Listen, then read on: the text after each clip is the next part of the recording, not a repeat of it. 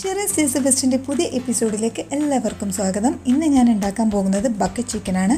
ഇത് വളരെ എളുപ്പത്തിൽ ആർക്കും ഉണ്ടാക്കാൻ പറ്റും. ഓവനും വേണ്ട, ഗ്യാസും വേണ്ട. വളരെ സിമ്പിളായിട്ടുള്ള മെത്തേഡാണിത്. ആകെ വേണ്ടത് ഒരു തകരയുടെ ടിന്നോ അല്ലെങ്കിൽ അലുമിനിയം ബക്കറ്റോ ആണ്.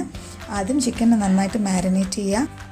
ഒരു ഫുൾ ചിക്കൻ നന്നായി കഴുകി വരഞ്ഞതിന് ശേഷം 2 ടീസ്പൂൺ മുളക് പൊടി, 1 ടീസ്പൂൺ മഞ്ഞൾപ്പൊടി, 1 ടീസ്പൂൺ മല്ലിപ്പൊടി, ആവശ്യത്തിന് ഉപ്പ്, ഒരു പകുതി ചെറുനാരങ്ങയുടെ നീര്, 2 table spoon oil, 1/2 teaspoon garam masala, 1/2 teaspoon പെരുംജീരകപ്പൊടി ഇതെല്ലാം ചേർത്ത് നന്നായി ഒന്ന് മാരിനേറ്റ് ചെയ്ത് 2 മണിക്കൂർ വെക്കണം.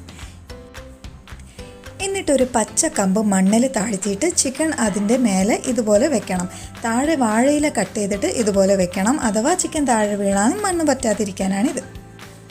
ഇനി ഒരു അലുമിനിയത്തിൻ്റെ ബക്കറ്റോ അല്ലെങ്കിൽ ഇതുപോലെ ഒരു തകരയുടെ ടിന്നോ അതിൻ്റെ മേലെ വെക്കണം.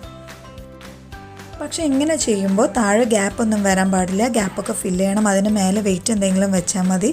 ഇല്ലെങ്കിൽ നമ്മൾ തീയിടുമ്പോൾ പുക ഉള്ളിലൂടെ കയറിപ്പോവും.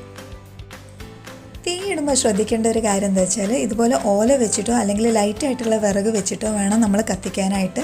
അതൊരു 25 മിനിറ്റ് ഇതുപോലെ നന്നായിട്ട് കത്തിക്കുക. എന്നിട്ടൊരു 5 മിനിറ്റ് റെസ്റ്റ് ചെയ്യാൻ വയ്ക്കുക. അതിനുശേഷം മേലത്തെ വെയിറ്റ് മാറ്റി നമുക്ക് ചിക്കൻ പുറത്തെടുക്കാം. ഒരിക്കലും നല്ല ചൂടുള്ള വിറക് വെച്ചിട്ട് കത്തിക്കരുത്. ലൈറ്റായിട്ടുള്ള വിറക് വെച്ചിട്ട് വേണം കത്തിക്കാൻ. ഇനി ഇതിൻ്റെ കനലൊക്കെ മാറ്റി നമുക്ക് ചിക്കൻ പുറത്തെടുക്കാം.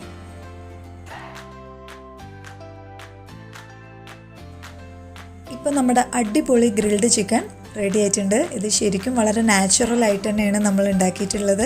ഇത് ആർക്കും എപ്പോഴും ഏത് സമയത്തും ഉണ്ടാക്കാൻ പറ്റും. നല്ല ടേസ്റ്റാണ്. പ്രത്യേകിച്ചും ഇങ്ങനെ തീയിൽ നമ്മൾ ചുട്ടെടുക്കുന്നതുകൊണ്ട് നല്ല ടേസ്റ്റാണ്. ഓവനിൽ ചുടുന്നതിനേക്കാളും ടേസ്റ്റാണ് ഇങ്ങനെ ഉണ്ടാക്കുമ്പോൾ. അപ്പോൾ എല്ലാവരും ട്രൈ ചെയ്യുക. അപ്പോൾ എല്ലാവർക്കും എൻ്റെ വീഡിയോ ഇഷ്ടപ്പെട്ടെന്ന് വിചാരിക്കുന്നു. ഇഷ്ടപ്പെട്ടെങ്കിൽ ലൈക്ക് ചെയ്യുക, ഷെയർ ചെയ്യുക, സബ്സ്ക്രൈബ് ചെയ്യുക. ഒപ്പം താഴെ കാണുന്ന ബെല്ലൈക്കണും കൂടെ ക്ലിക്ക് ചെയ്ത് ഓൾ അമർത്തി ഞാൻ അപ്ലോഡ് ചെയ്യുന്ന എല്ലാ വീഡിയോസും നിങ്ങൾക്ക് കാണാൻ സാധിക്കും.